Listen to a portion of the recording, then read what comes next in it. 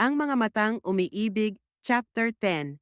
Nakaharap si Kara ngayon sa pinto ng opisina ni Elena. Kumatok siya, mahina, pero sapat upang mapansin. Pasok! Malamig na sagot ng boses sa loob.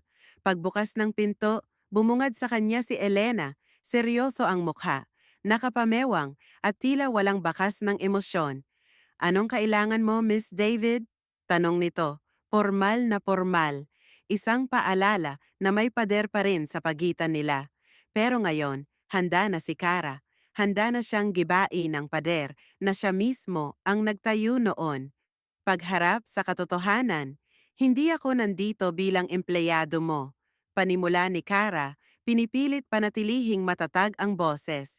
Nandito ako bilang taong may pagkukulang, may kasalanan. Tumahimik si Elena, ngunit hindi siya umalis sa kinatatayuan. Alam kong hindi sapat ang sorry, patuloy ni Kara, pero hindi ko kayang itikom na lang ang bibig ko habang araw-araw tayong magkasama rito. Tapos wala man lang linaw kung bakit ko ginawa ang ginawa ko.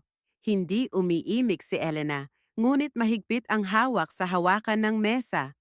Iniwan kita dahil pinili kong sumunod. Pero alam kong iyon ang pinakaduwag kong desisyon.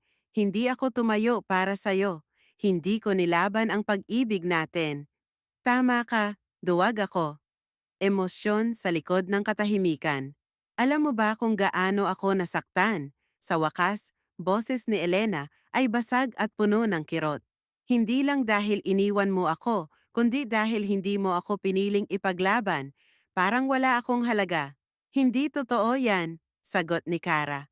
Araw-araw, pinagsisisihan ko.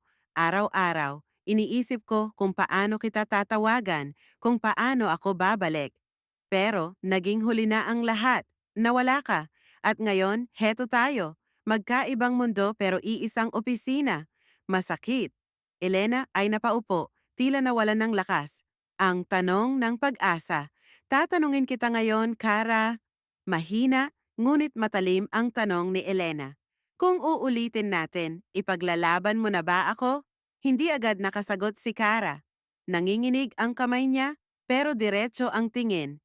Oo, sa kahit anong paraan, sa kahit sinong tao, sa kahit ilang beses pa akong masaktan, basta't ikaw ang kasama ko sa huli.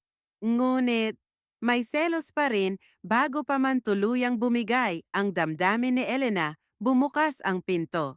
Si Lucas, dala ang kape ni Elena. "Am I interrupting something?" Tanong ni Lucas, ngumiti kay Kara bago tumingin kay Elena. Agad na nag-iba ang ekspresyon ni Elena. Mula sa lungkot, naging formal muli. "Hindi, tapos na rin kami." Sagot ni Elena, hindi tumitingin kay Kara. Tumalikod si Kara, bit-bit ang bahagyang pag-asa. Ngunit dama niya pa rin ang pangungusap sa mga mata ni Elena. "Saktan mo pa ako, at hinding-hindi na ako lilingon."